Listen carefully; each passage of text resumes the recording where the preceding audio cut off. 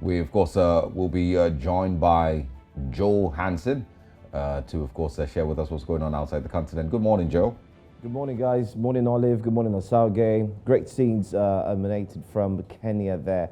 Absolutely. And like Olive said, there's a lot that is dependent on that. But yes, let's leave Kenya now. Let's go to outside of the continent. And our very first stop would be an update on that story that you heard sometime earlier this week. The suspect in the mass stabbing in Canada, Miles Sanderson, has died after going into medical distress after his arrest, according to Royal Canadian Mounted Police Assistant Commissioner Rhonda Blackmore. Sanderson's death means both suspects in the attack that rocks the Canadian province of Saskatchewan are now dead. Sanderson's brother, that's Damien Sanderson, was found dead a day after the attack with injuries that were not believed to be self-inflicted, police said. Now, both brothers were wanted in connection with the deaths of 10 of the stabbing victims. On Monday, his 31-year-old brother Damien Sanderson had been found dead in a grassy field in the Cree community. Authorities said he likely had been killed by his older brother, and that's a twist, who remained a fugitive until his arrest near the town of Rostin in Saskatchewan, well, about 100 kilometers west of where the stabbings occurred. But Blackmore said that with both brothers now dead, in quote, we may never have an understanding of their motivation, end of quotes. But she spoke at a press briefing as well, and she shed more light on the recent death of the last fugitive that was being searched for. Breathing a collective sigh of relief, as Miles Sanderson is no longer at large.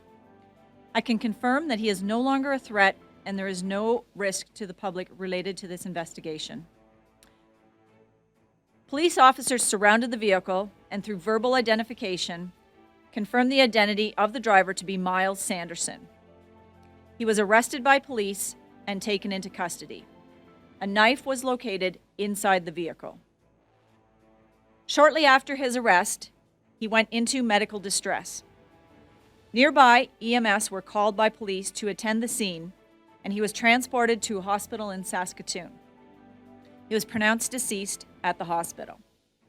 Again, I would like to offer my deepest condolences to the families and all those affected and impacted by these events. Condolences going out to families of the bereaved. But that's not all. Even some of the neighbors came out to talk about the situation. It was indeed scary for them. Take, for instance, Mark Akand, a neighbor who lived in that neighborhood as well, said the killings that claimed the lives of his sister, Bonnie Burns, who was 48, and her son, Gregory Burns, 28, were indeed a horrible and senseless act. Now, 10 people indeed remain hospitalized, including 2 in critical condition, according to the Saskatchewan Health Authority. 7 others have been discharged. Now, the grisly attack followed several recent mass killings across Canada. A gunman masquerading as a policeman killed 22 people in Nova Scotia in April 2020, if you recall, 2 years after a driver of a van killed 11 pedestrians in Toronto. Another shooter killed 6 worshippers at Quebec City Mosque in January 2017. Now, that one was indeed something that everyone knew about and talked about. And now we have this one as well. Sad thing is, no one, just as the police representative there said, no one will be able to really find out why they decided to carry out this dastard act and this killing. Well, that's one thing that will remain in the hearts of those who actually have been affected, because it's one question that you would love to ask the killers. Why did you do this? Well, let's take a look at reactions, especially from the neighbors and what they had to say, especially following the latest news concerning the death of the last fugitive. The situation that occurred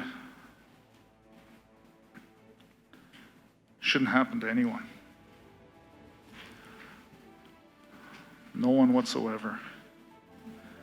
You know, I sit back and I watch and I listen and I watch these things on TV and I'm like, man, oh man, how did this happen to our family? Why did it happen? We have no answers. She's a great woman. Her life was cut short. Gregory's life was cut short. But as a family, we're going to carry on.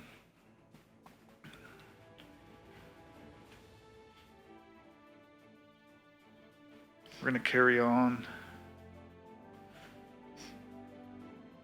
and get through this terrible tragedy that nobody wanted, nobody asked for. It still feels like it's a nightmare. It doesn't feel real. We just got to remember, these were victims of a serious crime. It's affected our... Very sad situation, very, very sad and touchy there. But that's the latest story coming from Canada. Let's move away from Canada now and go straight to this story that's got to do with Chinese President Xi Jinping and Russian President Vladimir Putin.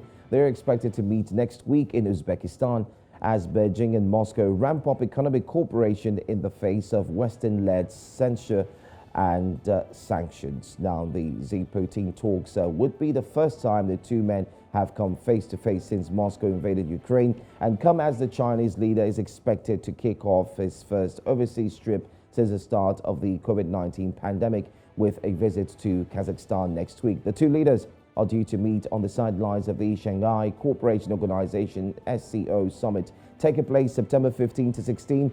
Russian ambassador to China Andrei Denisov told reporters yesterday, saying yes, it's going to be a meeting for the first time, one that everyone has indeed been waiting for. The meeting is the latest signal of warning ties between China and Russia, which have declared a no-limits friendship amid mounting economic challenges at home and increasingly strained relations with the United States and its allies overseas. So it's something that the United States are actually looking forward to hear what the outcome would look like. But remember, these two have actually been very close, and it's much more having close ties and then eventually meeting face to face. That's all I have for you coming from outside of Africa. Olive and Osauge, a sad story in Canada, and of course the economic partnership that a lot of people are looking out to come out from China and of course from Russia. Very sad story. Joe, whilst you were reading the updates and sharing with us the testimony of the brother to the deceased, it was really a heartbreaking one. And you know what is of grave concern is one would never know why this was done. I wonder if the family would ever have closure. You know, was this a mental breakdown of some sort? Was it targeted? One would never know, because now they're both dead and we can't have any words from them. So that's really sad. That's right. Really painful. Yeah, And but the also, brighter side, at least no one is at risk anymore from their evil acts, I would call it. Yeah. That's All right. right, Joe, thanks so much for, of course, sharing those stories with us. Of course, we'll be seeing you again. Thanks for having me. All right.